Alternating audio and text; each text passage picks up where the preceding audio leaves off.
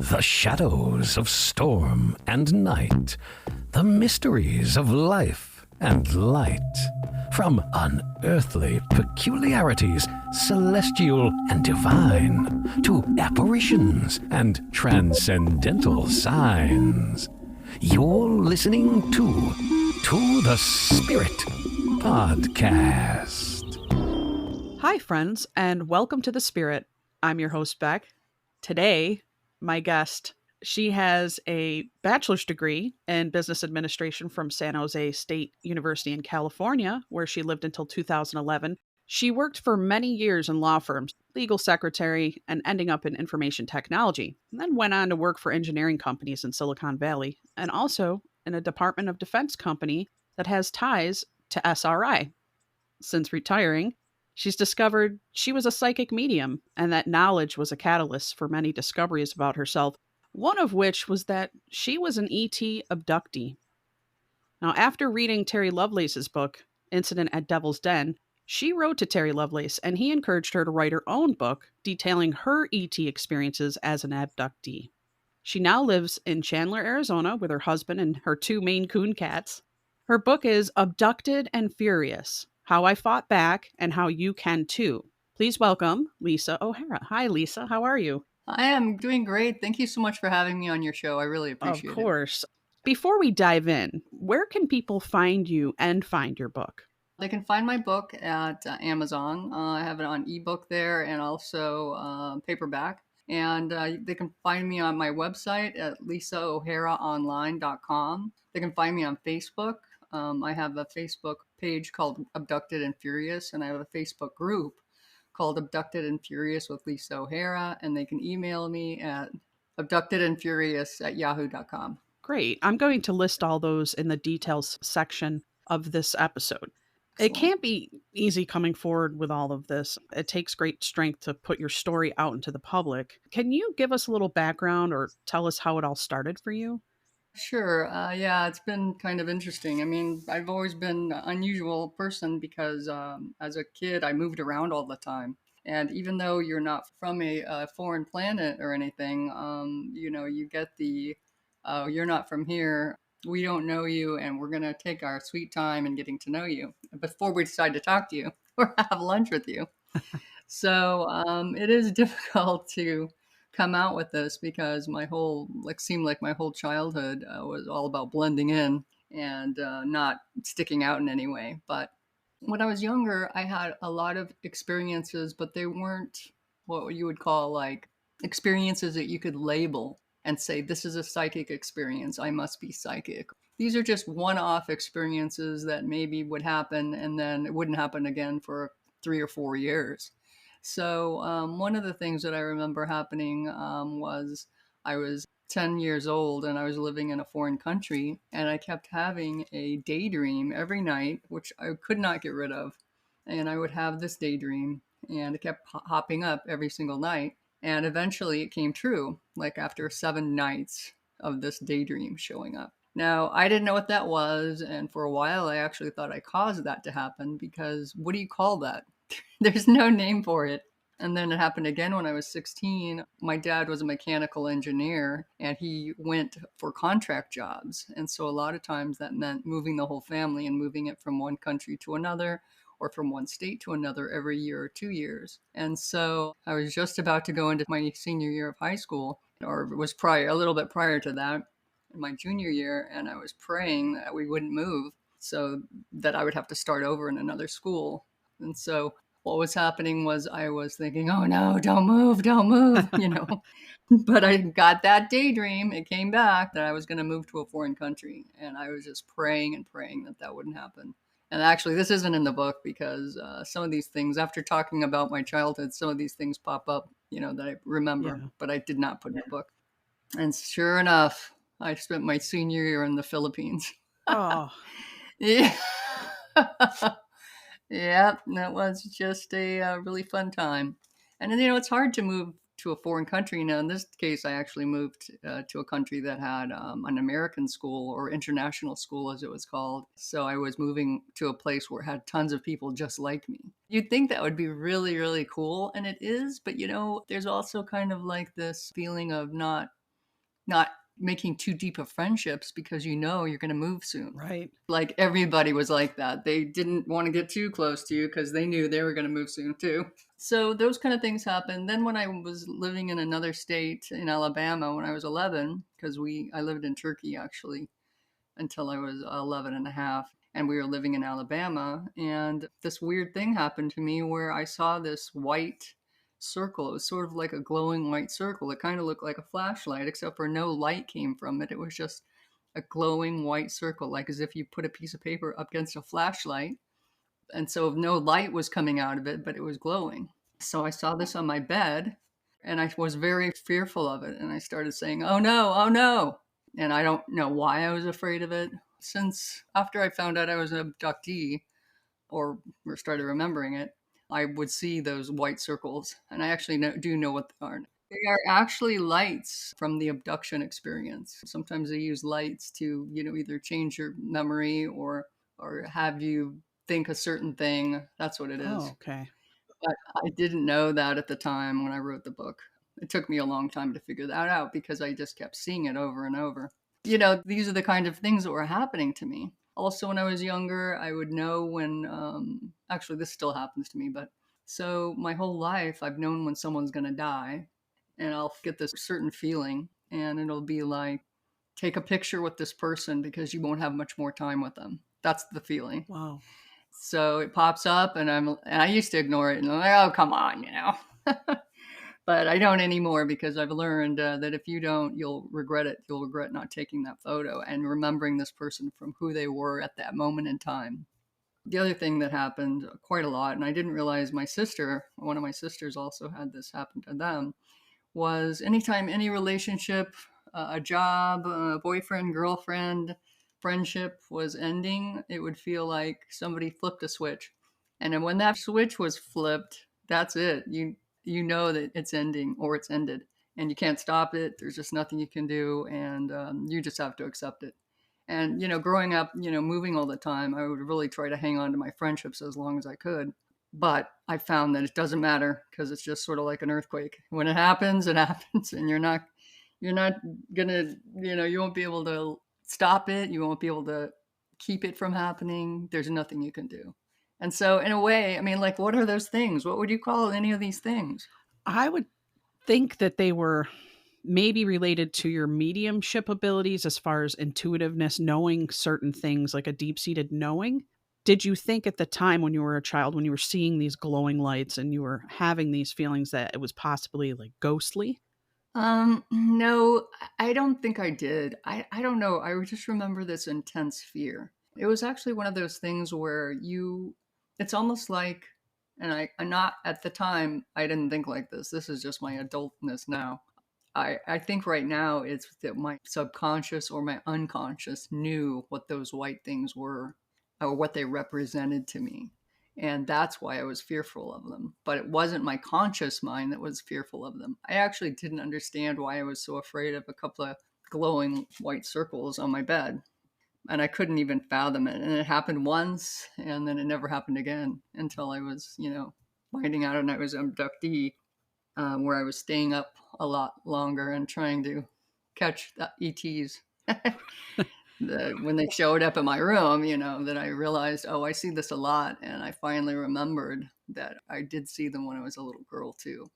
So I didn't know at the time. And I don't really even associate them now with ghosts because I associate ghosts with a certain feeling, like a feeling of tingles up and down your body, or an almost painful degree, and I've seen orbs, and I've seen them in pictures after I have taken them, but not while I'm in them, Right. So that's how I see ghosts as, and sometimes I will actually see ghosts. Well, I'll see half of them, When I was reading Terry Lovelace's book, one of the things I saw quite a few ghosts walking around.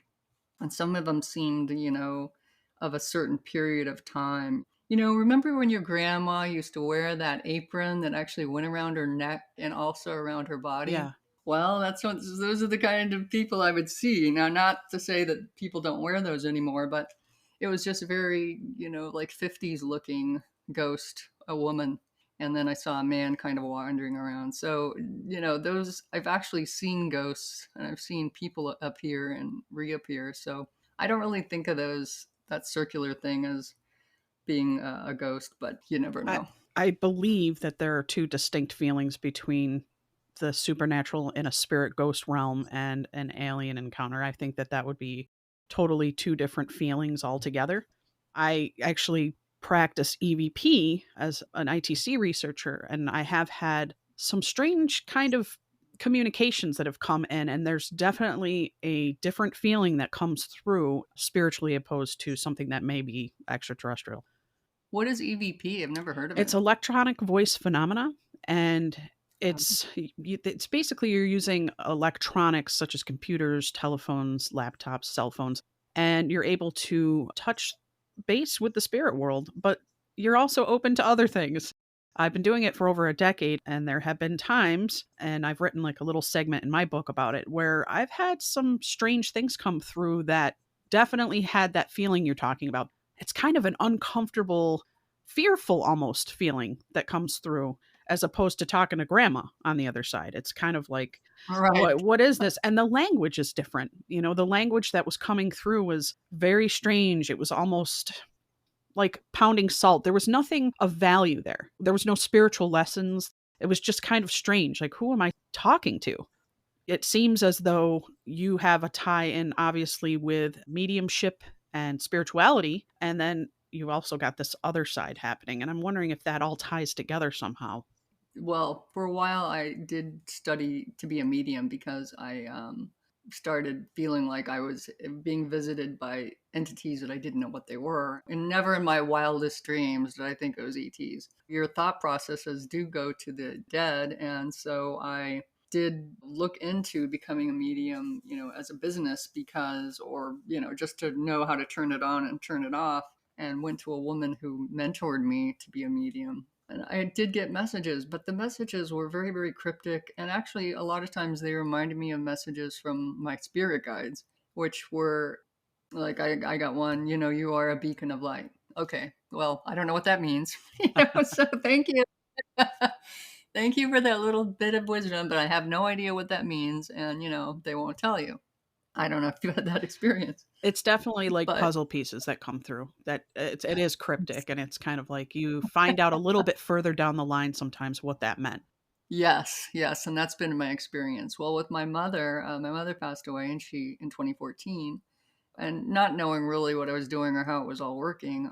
Yeah, I did have some scary experiences with some unusual things, and I realized I was kind of in over my head, and I really needed to be careful of who I was connecting to because I think initially I was kind of naive and thinking, "How cool is this?" Right. But other things come through too, so that's why you have to be careful. But initially, my mother came through and she was very specific, which, in hindsight, I don't know if that was normal or what, but she specifically wanted me to tell my sister, and give her a cryptic message of listen to your intuition.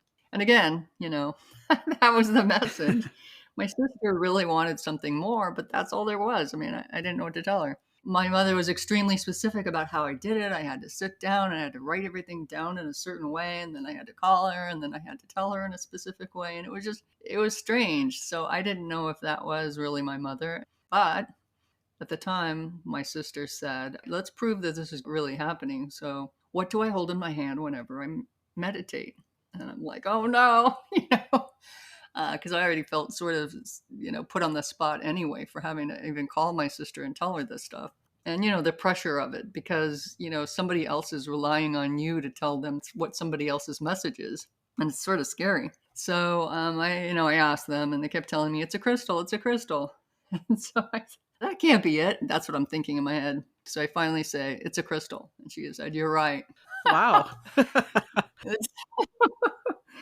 So, the whole listening to what they say and saying it are like really hard because you're being responsible for somebody's emotional connection with their loved ones. And it's just really hard. Anyway, that happened. I did work on that for quite a while, but I just decided that the stress of feeling like this person was relying on me to tell them something important and it may not completely get through. Maybe I'm not connected to the right person.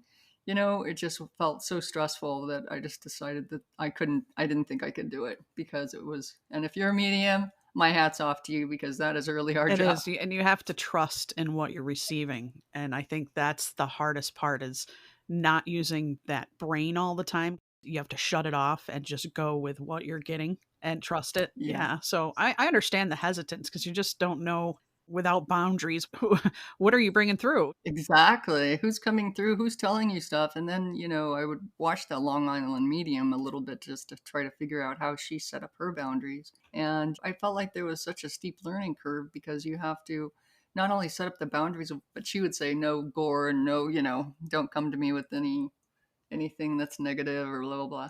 So I would say I don't want to see any gore. I don't want to know anything Right. like that. But at the same time, I mean, if somebody's father died and they died in a car crash and I won't let them say, how they died. I mean, that's like lacking of information. So I just felt like the learning curve was just so hard to, work out these symbols or boundaries that I just felt like maybe I want to do this, but maybe I want to get some more experiences later. So what initially happened was, so I had meditated for a long time, and prior to that, I had talked to my spirit guides a lot. And they kept saying, "Oh, you have to have patience. You have to have patience." And I thought we were just going to learn about the cool stuff about being on the other side and learning what's over there and what really happens and that kind of thing. But no, not so much that. I meditated a lot, and the way they explained it to me was that at a certain point, I would start feeling or seeing things that would allow me to ask the right questions, I guess. And so what happened was I was in bed meditating because I found that you can meditate and actually sleep pretty well. And I feel this incredibly negative presence in my room. And I say to my spirit guide, whose name is Korig, I think he's a male, but who knows? I don't think they have genders. But I said, "What is that incredibly negative feeling in my room right now?" He said, "Oh, that's the Greys. They've come to take you. They took all your eggs, and this is why you don't have children." Whoa. Yes. So I was just shocked. Also, just could not believe that that was the truth, because I've been seeking the truth for a long time. And unfortunately, the truth is not always what it's cracked up to be. When he told me that, I was just thrown through a loop. I was really scared, frightened, and couldn't sleep very well that night, I don't also. blame you. And eventually did fall asleep, and I found that they have mechanisms for making you fall asleep. They actually use some sort of, it feels kind of like a mosquito, like a cross between a mosquito bite and like a mosquito. When it bites you, you can feel that little pinch.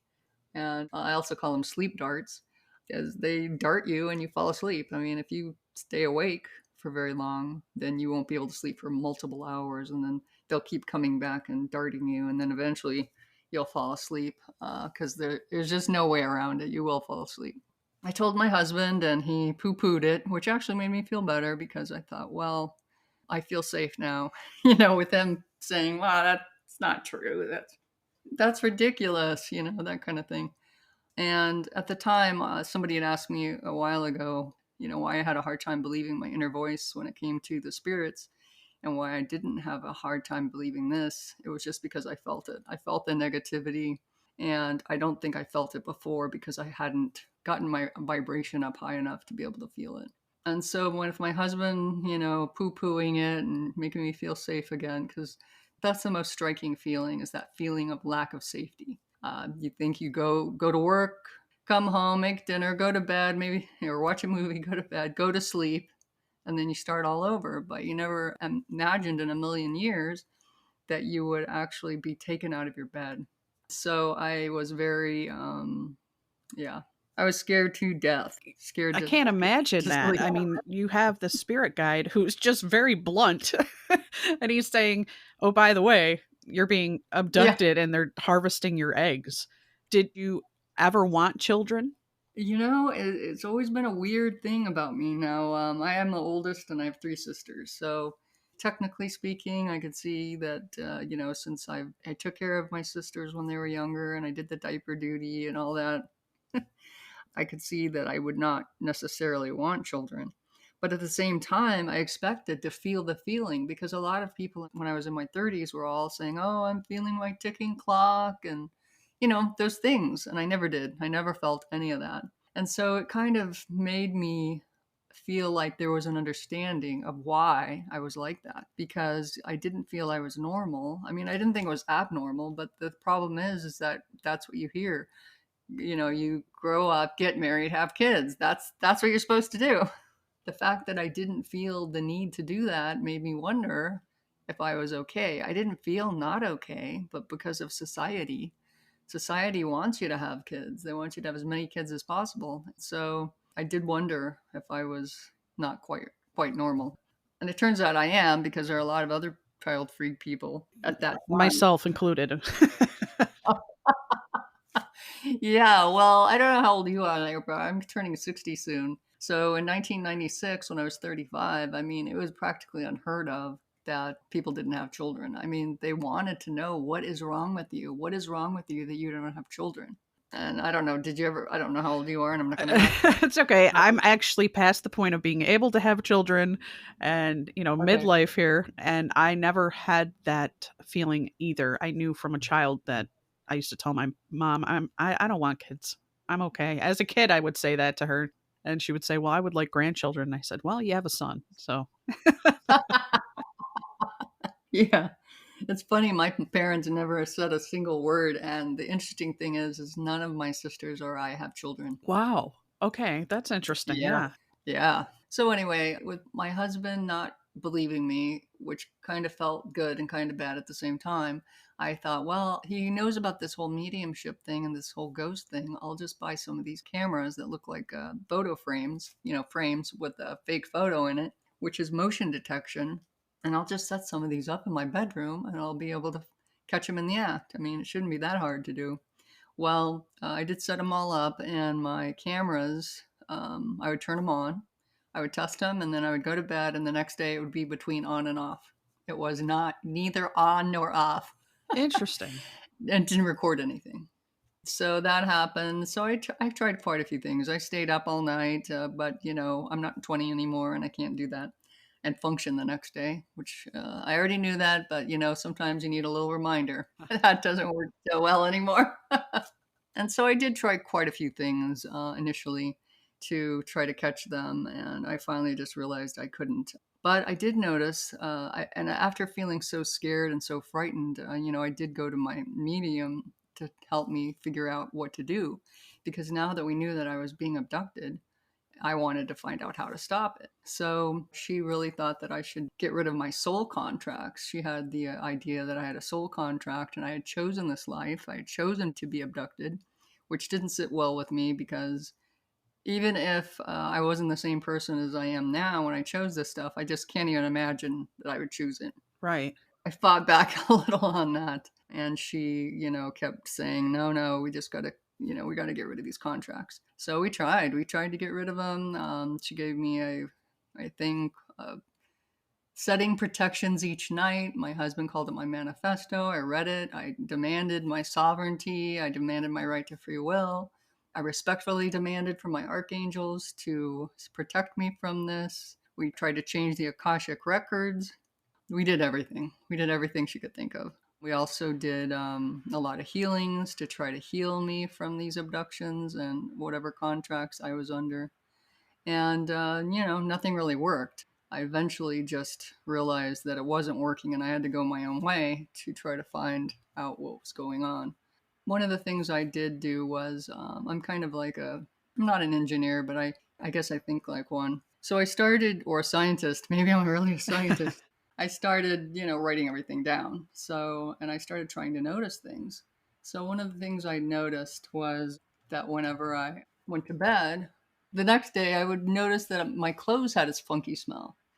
And I would think, oh my gosh, what's going on? So I started noticing I would smell them when they came out of the dryer. Sometimes they would be like that. Not directly out of the dryer, but if they'd been sitting in the dryer for a little while. Or they'd been folded, because I actually do the laundry. My husband folds. So I would find my folded clothes with this funky smell. And it smelled like BO and feet. And sometimes it was just heinous. I mean, it was a really, really strong smell. And I thought, I can't wear this. What the heck? Am I not putting in enough laundry detergent? What's going on here? And I did the, take it straight out of the laundry room, put it into the closet. And I found eventually that anything in the laundry room was fair game, and anything I put on my counter.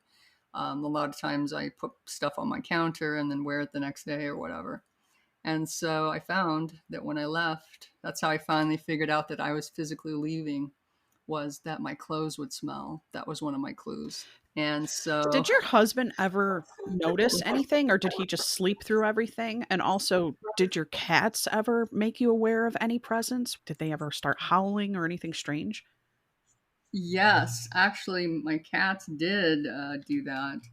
What they would do is they would, yowl. I don't know how your cats yowl, but they would make yowling noises. And at first I thought, what is the heck's going on? Because, it'd be the middle of the night and, this yowling.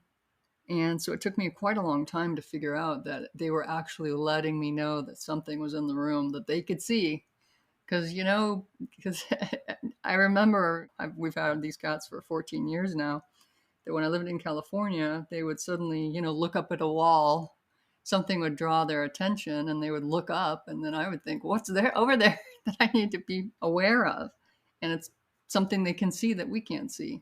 So yes, at night they would wake up. But my husband, it's the weirdest thing, but I've heard this is common. So I didn't know until I started telling people my story that this is a common thing, is that the husband never wakes up. Oh, They sleep right through everything.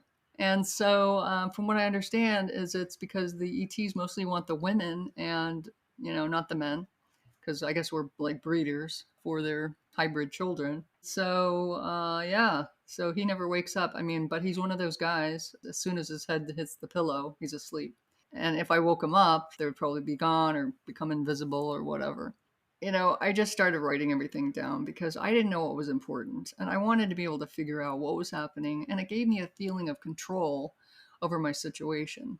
So I also went to an acupuncturist, which was somebody who my medium told me he was very intuitive and he could help me see the ATs that were coming.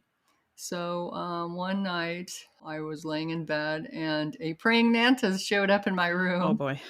like a 7 foot tall praying mantis. And the first thing he did was he hit me on my lady private parts with a spoon or a tuning fork, and it really hurt. Oh. And then he pointed at me, and then I fell asleep. Do you think that tuning fork maybe put out like a vibration to put you to sleep? That's so weird. It's such a strange thing.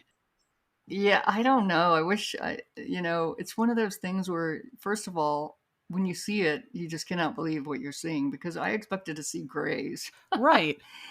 And to see a giant praying mantis, kind of stride into the room, and then, you don't even have time to process it. But it felt like a spoon, but it did vibrate, so I don't know. But it was really painful. So I don't know if it was the pain or if there was some sort of access pain point right there. I don't know. But I did fall asleep right away after he pointed at me. So I'm not sure. And also, I didn't have time to react. I did have another one where I had cut my leg on a recycle bin.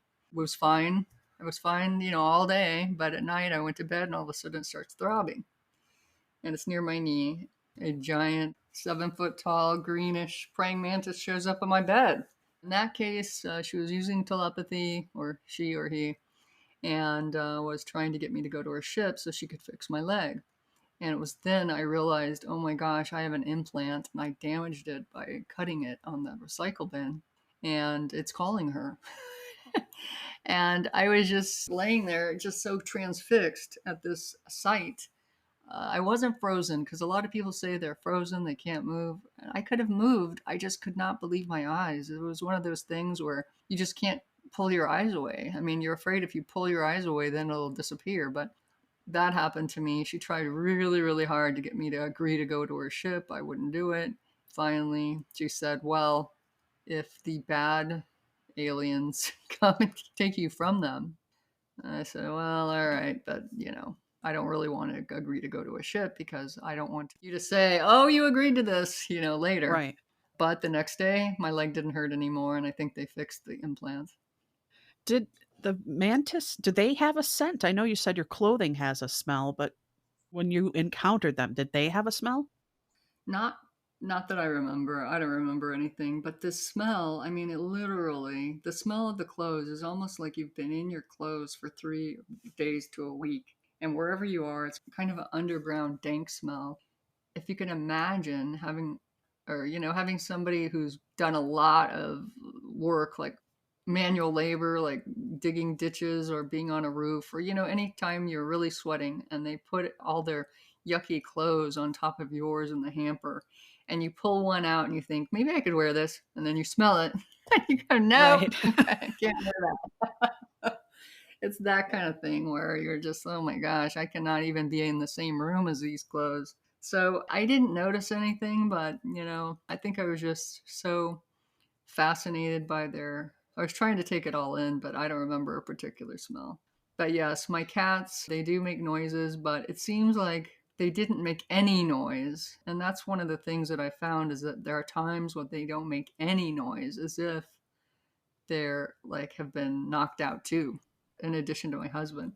But most of the time they do make noises, but those are the ones I can't see at all. So I no know that problem. some abductions are generational. Maybe a parent is working for the government and their children have been recruited for this. Do you believe this to be true for you? Do you think that maybe you said your father did engineering work? And I wondered if you thought maybe your sisters have experienced this as well, or if maybe your father's experienced this. I think I think my father has. He's actually passed away in 2019. I didn't really have a very good relationship with them, and it wasn't that it wasn't bad. It was just I couldn't find any common ground with him. Yeah. But he was very, very closed mouth and secretive about everything. So it could be that he was. One of the things that one of my sisters told me, who was closer to him, was that he hated science fiction. He wouldn't read it, he wouldn't watch it. And it kind of made me wonder, you know, why would you have such a strong aversion to science fiction? Right. And that made me feel like that was a kind of a clue, even though, it could be anything. When my father was in hospice, basically, I was staying with my sister, and she has one bed. So we were staying in the same bed. That night, she woke me up, patting my hand, saying, "You don't have to go."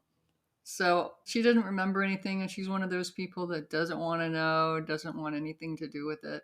Whereas I have to know the truth. I have to get down to the bottom of it, but she just doesn't really want to know. And I think it's because she probably couldn't sleep at night either. And I don't blame her. To each his own, I just really have to know the truth. I mean, I cannot live with not knowing. So even if I'm going to hate it, I still have to dig for the Well, truth. So I understandably. believe, You've had uh actual physical, I've seen pictures that you've sent over, and you've had physical prints on you, marks where there's been injections, all sorts of bruising and different things like that.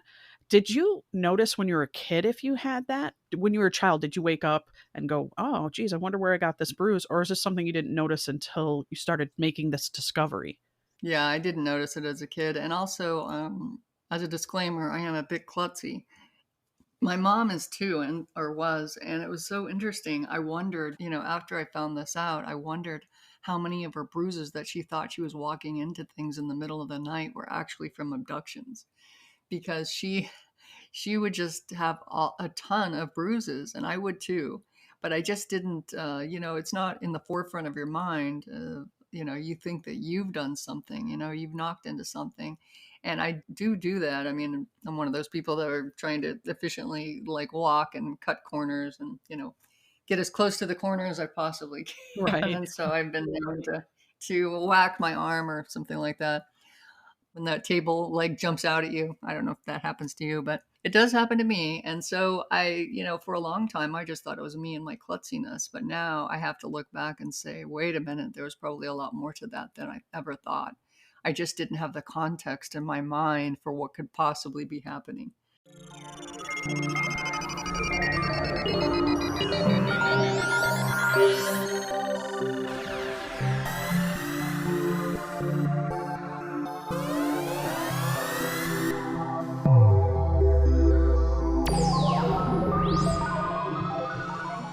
I have to tell you, when I was going through your book, it makes you question things. When you start reading, you're like, wait a minute.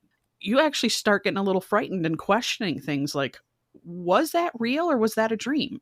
That's right. So I would say to the listeners, if you pick this book up, be prepared to actually start questioning and analyzing. Well, that's good, because that's what I want everyone to do. I want everyone to, first of all, if you do have these bruises or these marks, because I started finding, these weird marks that looked like, well, first it looked like a square, which I'd heard reported.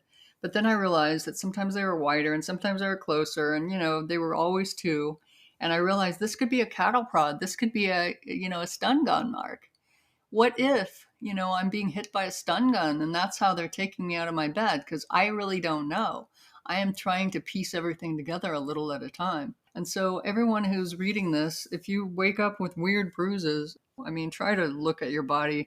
Most of us don't go, okay, let me make sure I don't have any bruises before I go to sleep. Right. But if you do, just start taking photos, because you never know when you're going to write a book. Because I didn't have a lot of photos because I didn't realize I was going to write a book and need them.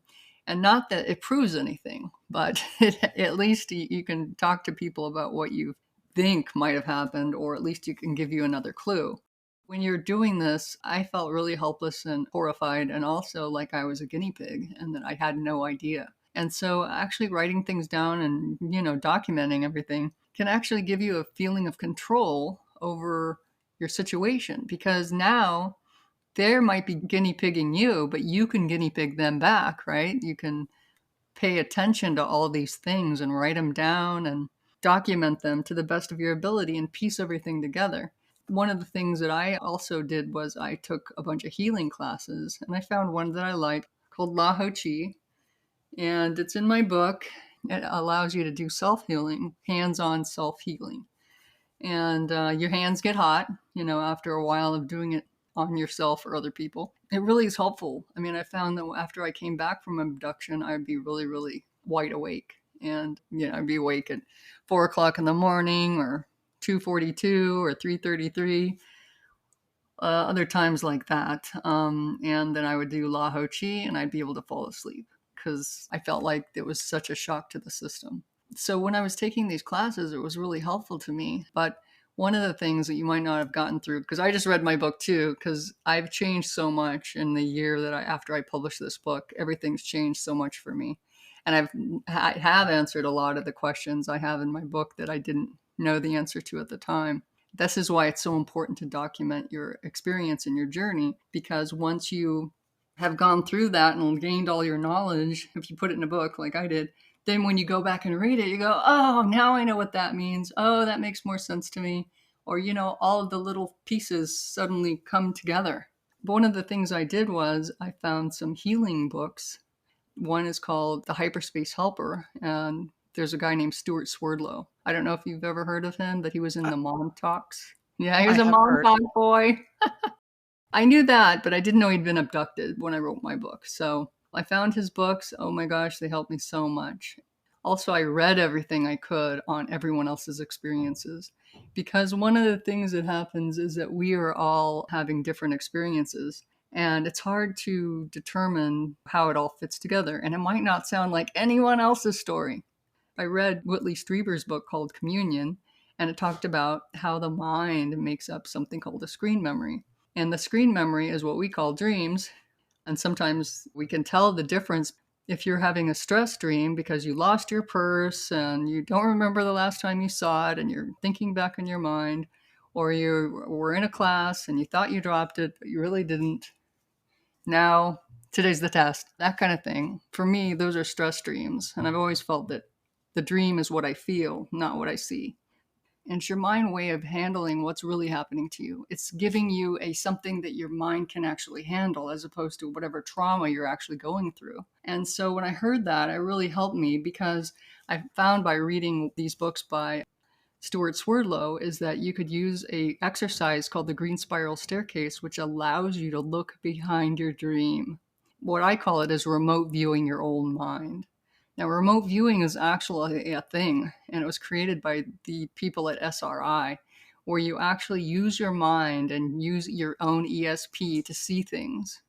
I don't know if I'm explaining it well enough, but basically, you get your dream, you write it all down, get the green spiral staircase and you follow the instructions in the book or in Stuart's book, where I got it from, and you keep that idea in your mind of your dream. You put your third chakra in royal blue and you put your entire body in a medium green. And before you, and with your dream in mind, you walk down this green spiral staircase that you see in front of you. And when you get to a point where you feel like you need to step off, you step off. And before you, like a movie, you will see what really was happening in your dreams, not what you saw, not your stress dream, not your dream about being on a fence with your boyfriend, but what was really happening. And this is how you determine what was really happening to you. Not what the ETs want you to see, not what they want you to believe, but the truth. And this is how you start piecing together all the little pieces that go together to your story of what's really happening to you. And in my book, I actually have my journal in there, and it'll show you the dreams I had, what I saw behind them. Each time I had a dream, then I slowly piece everything together. And it's a really good way of knowing what's happening to you. If you don't do that, just definitely take a remote viewing course. There are a couple of instructors. David Morehouse wrote Psychic Warrior. That's how I heard about his class, remote viewing, and he explains exactly how to do everything step by step. I actually have a roadmap of everything I did, how I did it, so that you don't have to reinvent the wheel. But I want everyone to use it as kind of a jumping off point. Here's what Lisa did. You don't have to reinvent the wheel if you don't want to. Here it is. Or I had an idea. If I might be able to use it for this, I might be able to use it for that. We're all different. We all have our different strengths and weaknesses, and we all have our different experiences. And if everyone could start utilizing what's behind these dreams, they could find out what's really happening to them. And I know it's scary, but one of the things that happens is when you open up your mind like that, some other things, sometimes other information, knowings fall out. That's what I found. Also, you will just, the more you see, the more desensitized you get to the things that you'll see. So I kept seeing spiders and praying mantis. I was in a lot of surgeries. Your mind will show you only the important stuff, not the gory details, not them grabbing your eyeball and squeezing it or anything like that. It's just what you need to know. When the scene ends, then you go back up to the staircase and you put yourself in brown to ground you, and then you write everything down. And that's the only way I found to figure out what's really happening and to understand what's happening to me. And I really wanted everyone to know that I found these tools. They're not mine, they're Stuart Swerdlow's, but this is how I used them to look behind in my own mind to find out the truth of what's really happening to me, and put it all together and then write it all down and then tell everyone about it so that they can be informed and also go on their own journeys. Did you ever wake up during one of these abductions? Yes, I have woken up. Once I woke up and I was floating down to the bed. And other times I've seen not ships. I don't always see ships. I sometimes see operating rooms. And so I am under the impression for myself is that I am tortured on a regular basis. And I feel like I'm some sort of science experiment for them. And either to find out how much pain I can take, or I don't know. Because right now I have implants in my eyes and they kind of look like AI, as if I have AI in both of my eyes. No, one of my eyes is my right eye has glaucoma and has some other issues. So I go to the ophthalmologist pretty regularly, but they can't find a single thing in there. But it's a really bright white light. It's the kind of orb when you rub your eye, if you do it now, you can see that little orb. That's what it looks like. It turns on during the day. I can turn it off by flicking my head to the right. But I just find it annoying because I don't know if it's watching me. Is it spying on me every time it turns on? What is it doing? Why is it there? Almost to see your perspective. Exactly. So I don't really know why it's there. And, the other problem I have with the whole thing is that they wipe our memories. And the problem is that you're not giving us a choice. You're taking away our memories. We have no idea what you're really doing, what your agenda is. And now you can control the narrative of what's happening to us, that we're crazy or one of those people or whatever. but we don't really know. And so it's a scary experience, but we can take away their power by looking behind in our own mind before the memory wipe and finding out the truth. And then talking to each other. So please talk to each other, because one of the hard things for me to do, I mean, I wanted everyone to talk about ET abduction, but then I had to talk about it. And it is a hard thing because you do lose a lot of friendships. It becomes this thing you have to talk about. It's sort of like a cast on your leg. Everybody can see it. You don't know what they're thinking, and you just have to have a hard shell. But if more of us talked about it, we could compare notes. And that's why I wrote the book, so that we can all compare notes and we can all talk to each other and make this topic mainstream and not taboo. Let me go back. Let's see. Yes, I have woken up before. I was in operating rooms. Also, I remember seeing some sort of like tin can. It was like an arm, a shiny arm with a what I call a coffee can with two knobs on the bottom. They were moving it around my body. And that's the only time I ever woke up.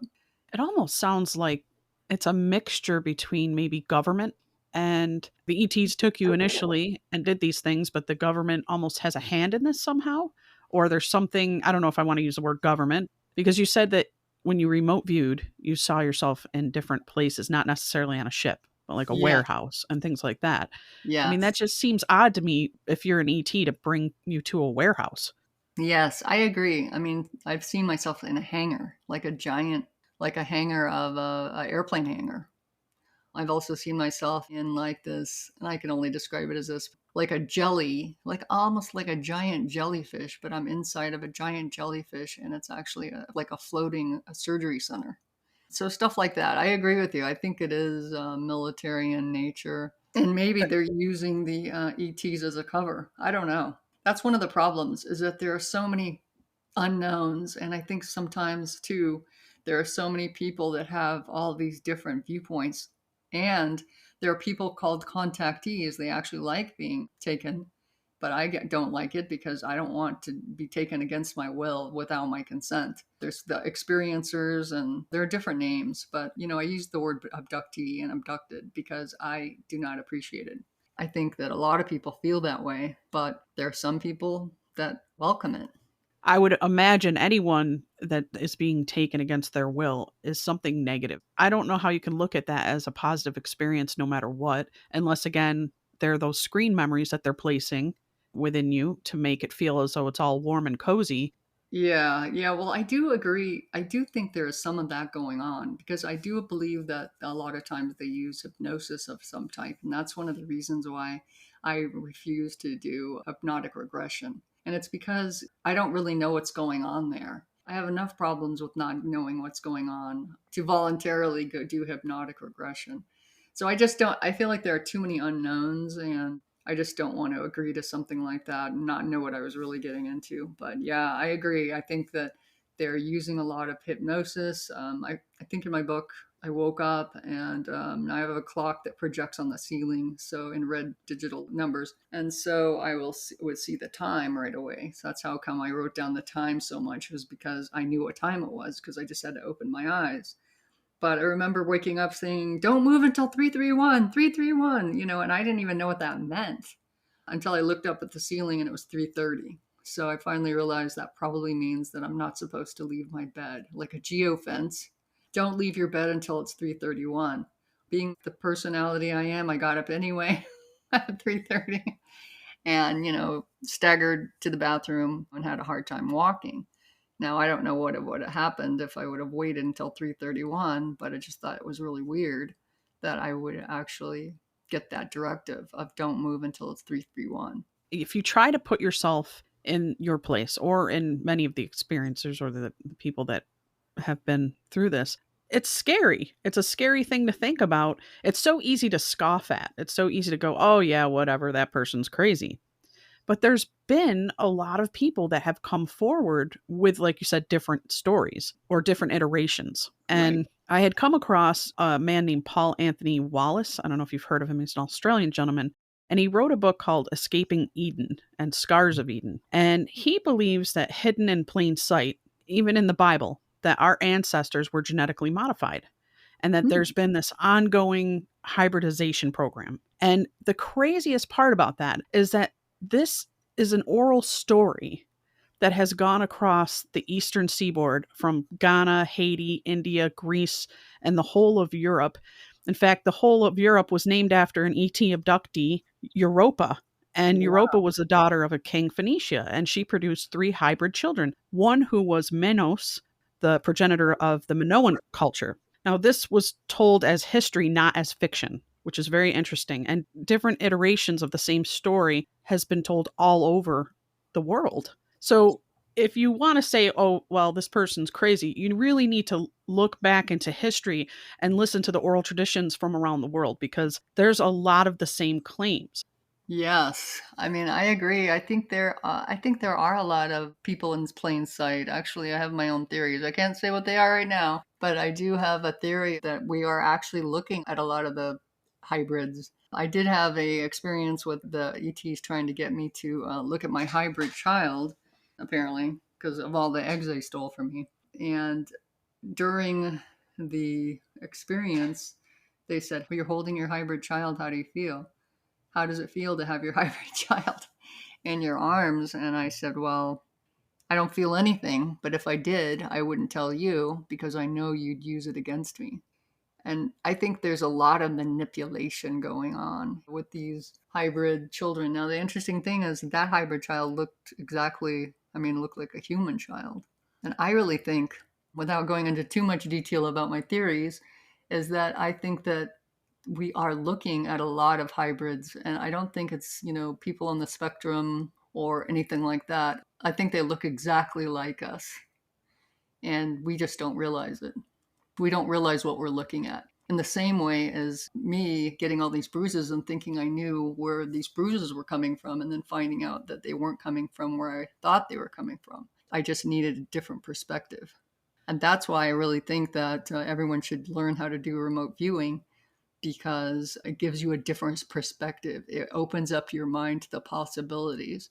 Once that opening has occurred, it's a lot harder to go back to your old way of thinking, and all these new ideas start popping up.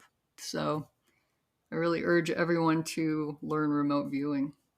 It can't hurt anyway to have that facet, just to master that. Do you notice that you've had any health complications because of these abductions? I know you said you had glaucoma happening, but have you noticed anything else? Maybe autoimmune issues or anything like that? Yes, I have had autoimmune issues.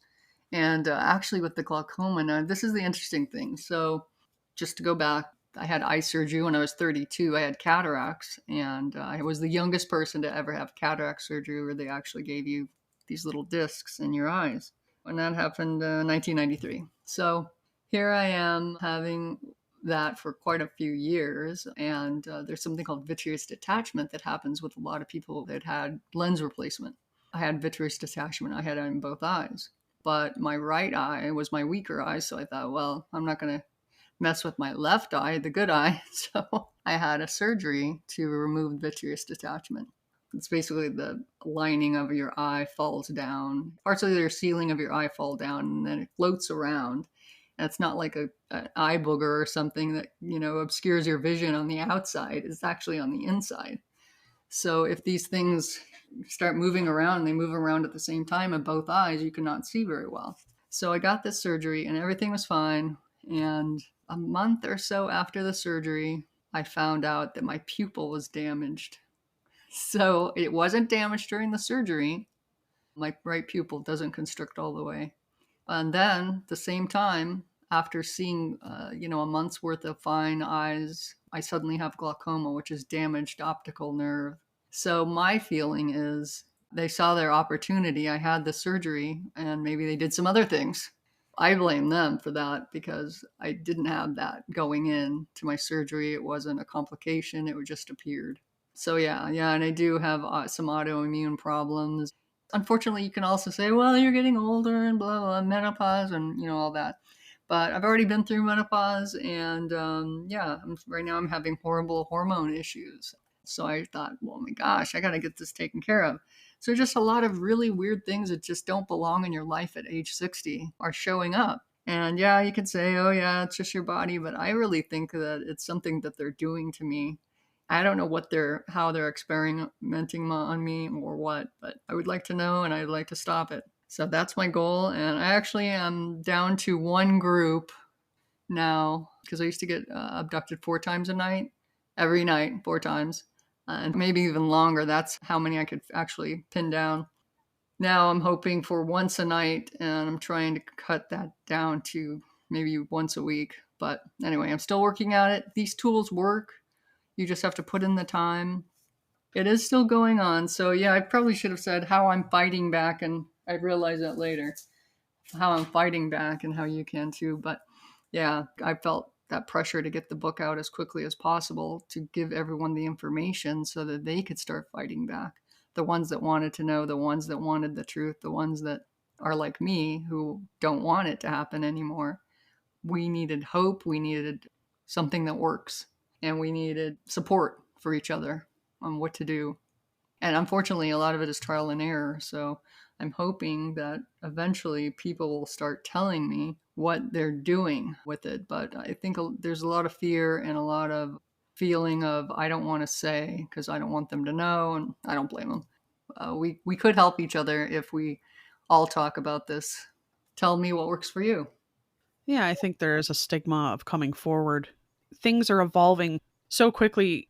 In the 80s, when I was experiencing hauntings, that was kind of unheard of then. And there was no one really to call. Now you have television shows and things that are going on all the time. There's conventions for it, and Right. it's more acceptable, it's more mainstream. And I do notice that we are coming kind of into a time where things are being disclosed more, and you're seeing witnesses and people coming forward and government documents that are opening up on the Tic Tac ships that they're seeing, and pilots that are witnessing these things that were unable to speak about these things before. And now they're coming forward and it's coming more into the light. Do you think that we're going to come into a time of disclosure? I did think that for a while, but I don't now, and it's because of who I think that the ETs, the ETs are the hybrids among us. I think they have a good thing going, and I don't see that happening anymore. I did for a while, but now I'm starting to feel like it was all kind of like I don't want to swear, but mind screwery. To use, good words, but I think that they were just trying to manipulate our minds because that's what I think a lot of this is about is manipulation. So I don't think so, but I hope I'm wrong. I hope it does happen. But I do think that the US in particular seems to be very worried. I mean, that's my impression that they're worried that somebody else is going to tell the truth before they do. And it seems like they're trying to mitigate that by throwing out some documents that they've helpfully blacked out. For sure. Yeah, you had like the Canadian Prime Minister at one point made a comment some years back.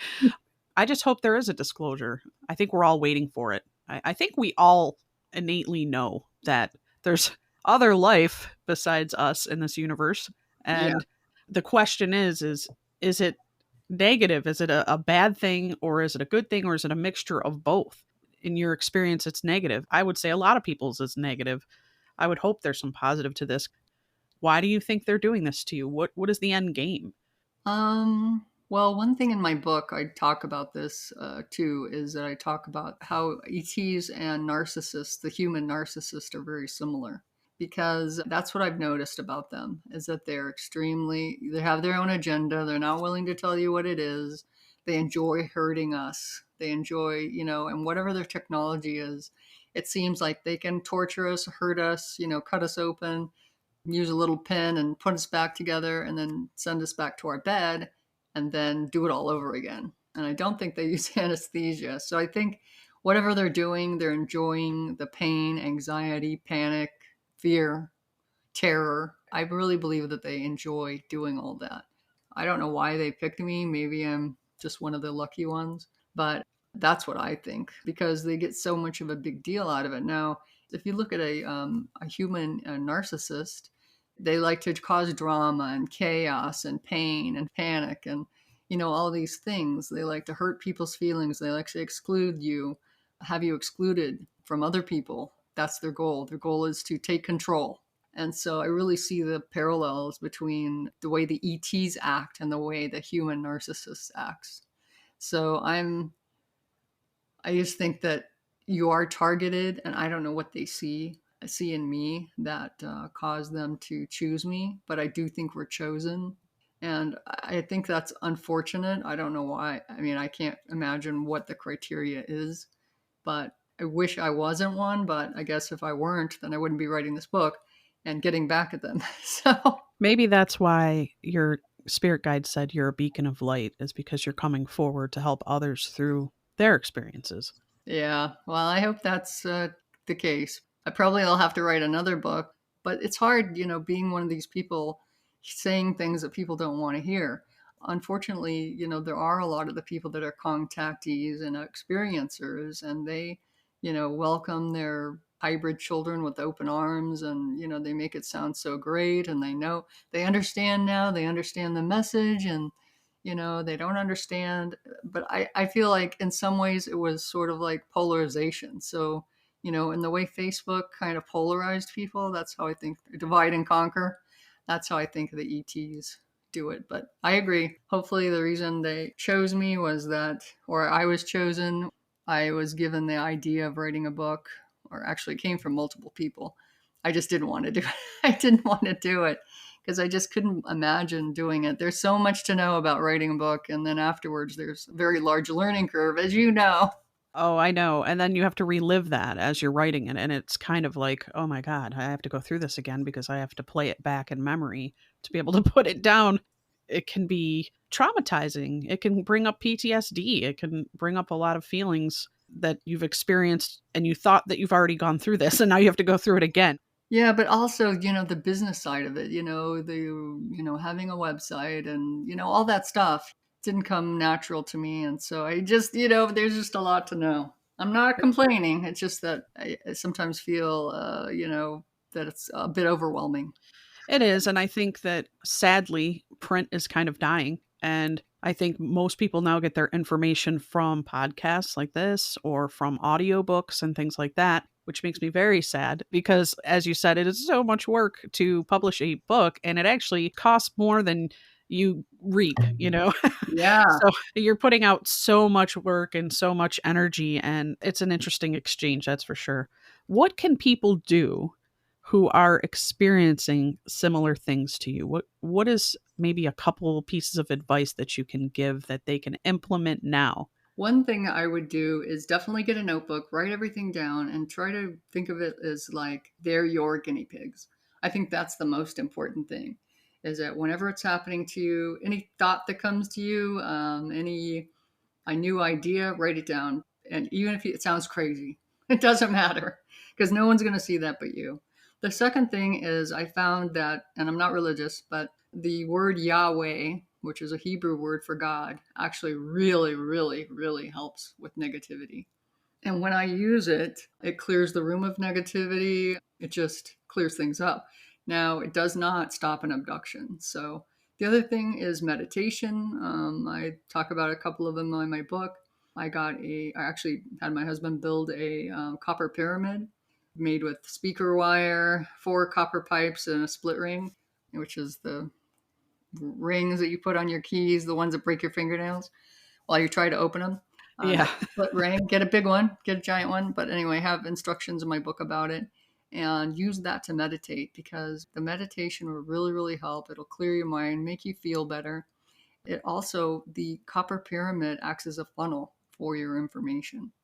So those are a couple of things I would do. But Yahweh really, really helps, especially when you're scared at night and you can feel, or hear anything in your room. If you see anything, I found that I had these smoke monsters that would show up, and that's all I could think of. If everyone saw Lost, the big smoke monsters, I've seen a couple of those near my windows, and they try to jump on me and try to suffocate me or suck on me. I can't figure out what their deal is, but Yahweh, that really works, and it makes them just disappear.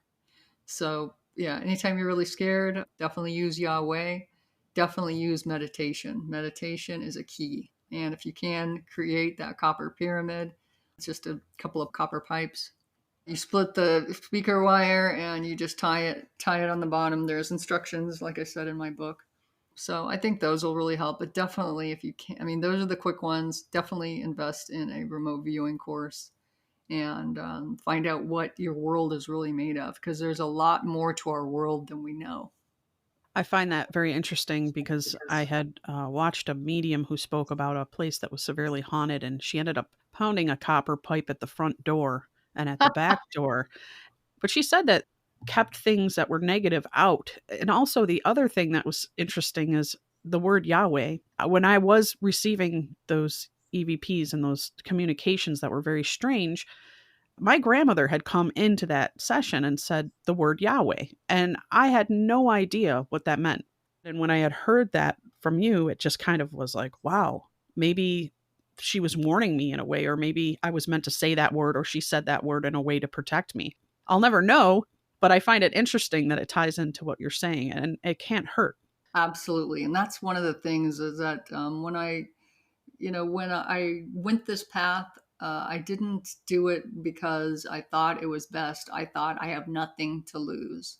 And that's exactly why I did everything. I had nothing really to lose by writing this book. I mean, nothing was working. I tried everything else and I had nothing to lose by saying the word Yahweh, nothing to lose by creating this copper pyramid. I mean, everything. If you have nothing to lose but to try these things and they work for you, so much the better. So don't worry so much about how it will look or whatever. Just don't tell people. But definitely try these things because you have nothing to lose and you have everything to gain.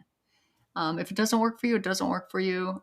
Try something else and then write your book and say, oh, Lisa wrote this book and it didn't help me, but it led me to another path. And oh my gosh, you won't believe what I found. You won't believe what I discovered. You won't believe what I heard. You know what I mean? So I'm hoping just to start the conversation and get people to try different things to open up their minds. Definitely. And if any listeners can identify with this or they want to get in touch with Lisa, I would go to her Facebook groups, go to her website. I will have everything listed in the description. If you're like her and you're at your wit's end, what can it hurt to try? Thank you so much, Lisa, for taking the time to come forward with this information and share it. And I'm really sorry you had to go through and you continue to have to endure these things. And I hope that there's resolve because I don't want to believe that we're destined in some soul contract to experience these horrible atrocities against our will. I definitely agree. I don't think we are either. I think that's an excuse, truthfully. Thank you so much. I really appreciate your time and I appreciate your willingness to let me get on your show and tell you what I think. To the Spirit Podcast. Supernatural Science Aliens. Ghost. Psychic Mystic Spirit. Divine Source. Heaven. The dead. It's magic.